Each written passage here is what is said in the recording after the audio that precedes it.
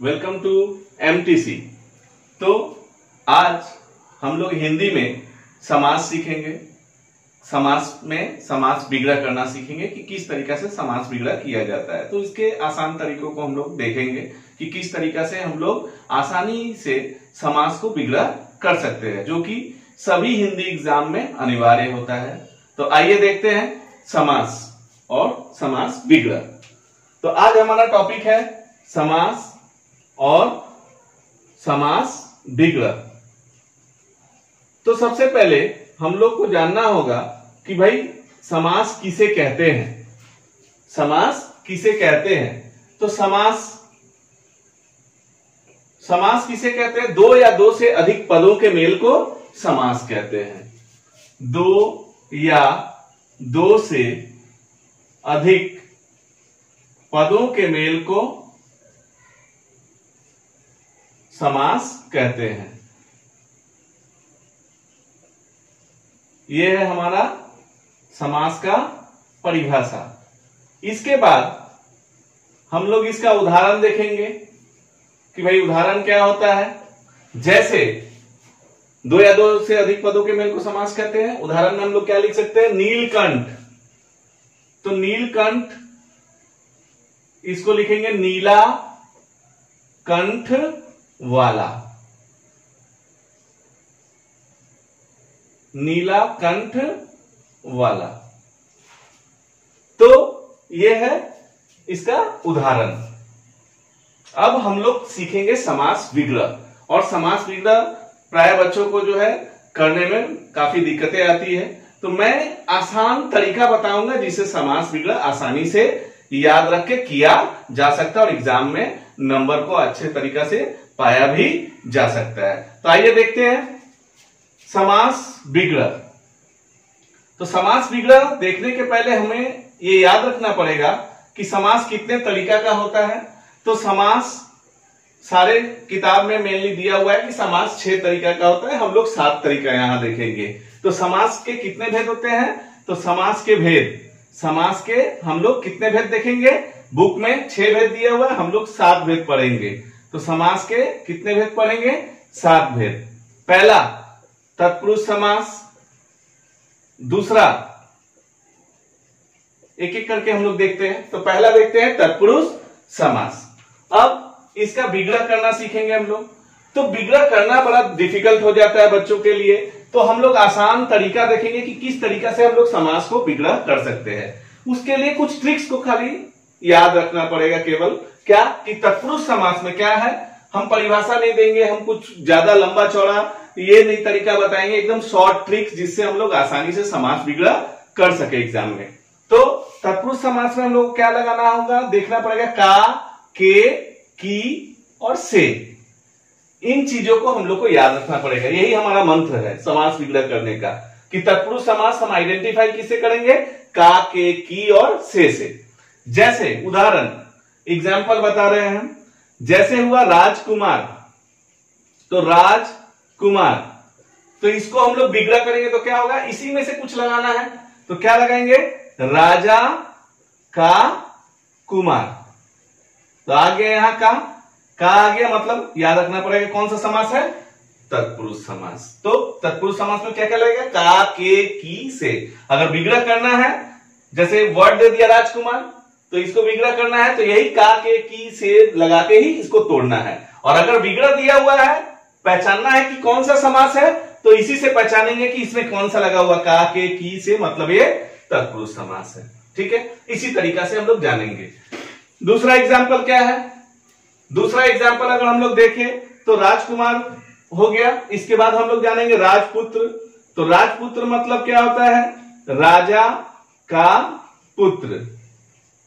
राजा का पुत्र, इसमें भी क्या हो गया? पदच्युत। इसका होगा क्या? पद से च्युत। च्युत मतलब होता है निष्कासित करना, निकाल देना। निष्कासन माने निकाल देना। तो यहां पर से आ गया, मतलब ये भी हो गया तत्पुरुष समास। यहां आ गया का, तो ये भी है तत्पुरुष समास। समझ में आया? ये हो गया तत्पुरुष समास बनाने का तरीका। दूसरा, अब हम लोग दूसरा जाएंगे क्या? अव्ययी भाव समास। अव्ययी भाव समास। अव्ययी भाव समास में हम लोग को क्या याद रखना पड़ेगा भाई? यथा। यथा मतलब के अनुसार। यथा मतलब के अनुसार। और क्या याद रखना पड़ेगा? शब्द की द्विरिक्ति। शब्द की द्विरिक्ति। द्विरिक्ति मतलब क्या होता है भाई? द्विरिक्ति मतलब होता है जब एक ही शब्द दो बार आए। दो बार आए तो क्या क्या याद रखना पड़ेगा? यथा, जिस वर्ड में यथा दिया रहेगा इसका मतलब वो अव्ययी भाव समास है, और जिसमें एक ही शब्द दो बार आए वो भी अव्ययी भाव समास है। तो देखिए इसका एग्जाम्पल क्या है, जैसे यथा शक्ति, तो क्या हो जाएगा भाई? यथा है इधर, मतलब कौन सा समास है? अव्ययी भाव। तो इसको क्या करना होगा? यथा की जगह के अनुसार लगाना है। क्या लगाना है? के अनुसार। तो क्या हो जाएगा? शक्ति के अनुसार। शक्ति के अनुसार यथा था, यही रहता है यथा बुद्धि। तो क्या लगाते भाई यथा बुद्धि में? बुद्धि के अनुसार। यथा मतलब हो गया अनुसार, तो बुद्धि के अनुसार। ये तो हो गया यथा वाला। अब आ रहे हैं हम लोग एक ही शब्द दो बार आए। तो एक ही शब्द दो बार आए, जैसे एक एक। एक एक का क्या हो जाएगा? एक डैश देके एक, माने एक शब्द दो बार आया, द्विरिक्ति, इसी को द्विरिक्ति बोलते हैं। तो एक एक मतलब एक एक। उसके बाद आया दैनीन, मतलब दिन दिन। प्रतिदिन भी रहे तो भी क्या हो जाएगा? दिन दिन। तो एक ही शब्द दो बार आ गया मतलब द्विरिक्ति हो गया। तो यथा होने से ये हो गया अव्ययी भाव समास, और एक ही शब्द जब दो बार आए तो भी हो गया ये अव्ययी भाव समास। समझ में आया? तो ये था तत्पुरुष और ये है अव्ययी भाव समास। अब हम लोग सीखेंगे क्या? तीसरा। तीसरा क्या है भाई? तीसरा हम लोग का होगा कर्मधारय समास। कर्मधारय समास। तो कर्मधारय समास में हम लोग को क्या याद रखना पड़ेगा भाई? इसमें क्या लगेगा? वाला। सबसे सिंपल वाला। ठीक है, तो इसका एग्जांपल जैसे हम लोग ले नीलकंठ।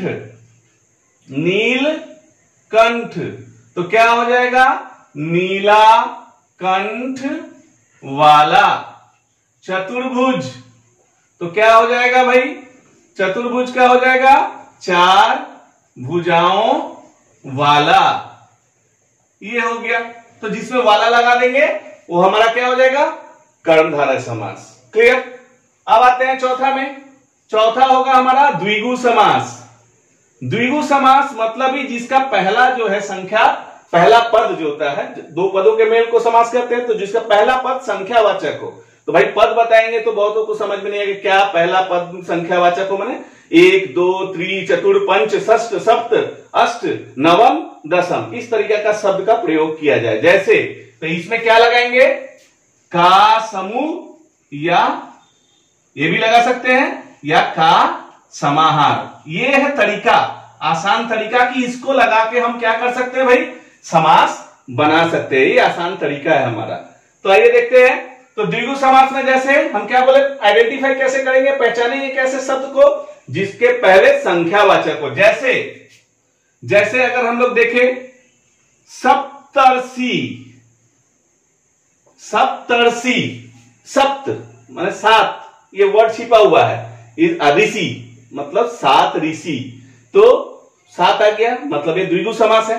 तो इसको तोड़ेंगे कैसे, विग्रह कैसे करेंगे? सात ऋषियों का समूह या सात ऋषियों का समाहार, कोई भी यूज कर सकते हैं।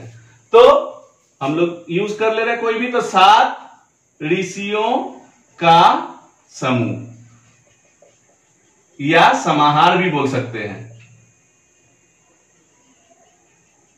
क्लियर? इसके बाद अगर आते हैं त्रिदेव, तो त्रिदेव में क्या हो जाएगा? तीन देवों का समूह या तीन देवों का समाहार। क्लियर? ये था हमारा द्विगु समास। इसके बाद आते हैं हम लोग नंबर 5, द्वंद्व समास। द्वंद्व समास। द्वंद्व समास सबसे आसान है। क्यों भाई? इसमें जिस शब्द में ज्यादातर 90% जिस शब्द के बीच में हाइफन का साइन दिया रहे, घटाओ डैश का साइन दिया रहे, तो जिसमें डैश का साइन दिया रहे वो द्वंद्व समास में परिवर्तित होगा, तो उसको द्वंद्व समास में समास विग्रह करेंगे। तो उसमें क्या लगाएंगे भाई? और। क्या लगाएंगे? और। जैसे क्या? जैसे भाई, तो जैसे माता डैश पिता, ये देखिए यहां बीच में क्या है? हाइफन है, मतलब इसमें क्या लगना चाहिए? और। माता और पिता। इसके बाद आता है क्या? भाई बहन, भाई डैश बहन, डैश लगा हुआ है मतलब हम आइडेंटिफाई कर लेंगे किसमें परिवर्तित होगा? द्वंद्व समास में। तो भाई और बहन। इसके बाद ये था हमारा द्वंद्व समास। इसके बाद छठा नंबर हम लोग क्या जानते हैं? बहुव्रीहि समास। बहुव्रीहि समास, इसमें क्या होता है? दोनों पद प्रधान नहीं होता है, ये दोनों पद में से कोई तीसरा पद प्रधान होता है या उसका कुछ और मीनिंग निकलता है। जैसे, तो उतना हमें याद नहीं रखना है कि दोनों पद में से कोई तीसरा पद प्रधान हो, ऐसा कोई बात नहीं है। तो बहुव्रीहि समास, उसको याद नहीं रखने का तरीका सबसे इजी क्या है? बहुव्रीहि समास में कैसे करेंगे? सबसे इजी वे क्या है कि जिसका वह लगाएंगे। बहुत सारे तरीका है, अलग अलग बुक्स में अलग अलग तरीका बताया गया है, जो आसान लगे वही करना होता है। तो ये हमारा सबसे आसान तरीका है। तो जिसका वह, अब भाई जिसका वह का प्रयोग कैसे करेंगे? जैसे नीलकंठ, हम उसी नीलकंठ को ले रहे हैं, तो नीलकंठ यहां किए थे नीलाकंठ वाला प्रयोग किए थे, तो कौन सा समास हो गया था? कर्णधारय समास।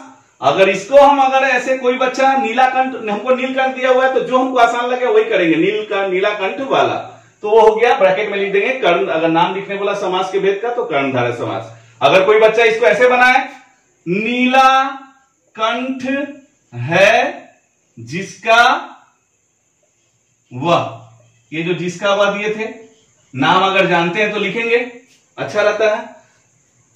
तो नीलाकंठ किसका है भाई?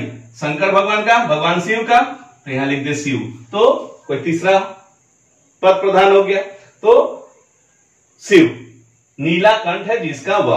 अब नीलकंठ दिया है क्वेश्चंस में हमारा, अब कोई बच्चा बनाए नीलाकंठ है जिसका वह और नाम लिख दे कर्णधारय, तो गलत, नाम सटीक लिखना होगा। तो नीलाकंठ है जिसका वह, तो वो हो जाएगा बहुव्रीहि समास, और उसी को अगर कोई बच्चा नीलाकंठ वाला लिख के कर्णधारय समास लिखे तो दोनों ही राइट है। तो हम लोगों को देखना होगा कि किस में हम लगा रहे हैं। तो यही ट्रिक्स है, जो ब्रैकेट में दिए हैं यही ट्रिक्स है, इसी ट्रिक से आसानी से समास विग्रह कर सकते हैं। तो उसी तरीके से चतुर्भुज करते हैं तो क्या हो जाएगा? यहां किए थे चार भुजाओं वाला, यहां क्या करेंगे? चार भुजा है, या भुजाएं कर सकते हैं, चार भुजाएं, क्योंकि एक से ज्यादा हो रहा है, तो चार भुजाएं हैं जिसका वह। तो भाई चार भुजा तो सभी देवताओं का, बहुत सारे देवताओं का है, जिसमें मुख्यतः विष्णु को दर्जा दिया गया है। तो चतुर्भुज वहां हम लोग क्या कर देंगे? विष्णु, भगवान विष्णु। ठीक है, क्लियर? ये हो गया हमारा क्या? बहुव्रीहि समास। इसी तरीके से दशानन, 10 आननों वाला कौन है? 10 आननों वाला रावण। तो इस तरीका से जो है हम लोग तोड़ सकेंगे, तो उसका नाम देंगे। ये तो बुक में 6 तक दिया हुआ है। एक और हम बताएंगे, वो है 7वां, जो कि काफी कम देखा गया है, इस्तेमाल में भी कम आता है, वो है नैया समास। नैया समास, नैया समास मतलब क्या भाई? जो नैया समास मतलब क्या? जिसमें न लगाए, क्या लगाए? न या के बिना, के बिना, न या के बिना। अब जैसे नैया समास में क्या हो सकता है?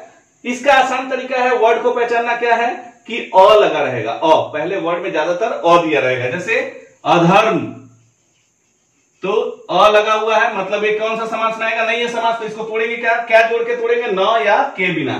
तो क्या लिखेंगे? अ का जगह न धर्म, कोई बच्चा ऐसे लिख दे न धर्म, वो भी राइट है, या धर्म के बिना, ऐसे भी लिख सकते हैं, दोनों ही राइट है। कोई एक लिखना है, ना धर्म, धर्म के बिना, हम दोनों ही बता दिए, जिसको जो अच्छा लगे।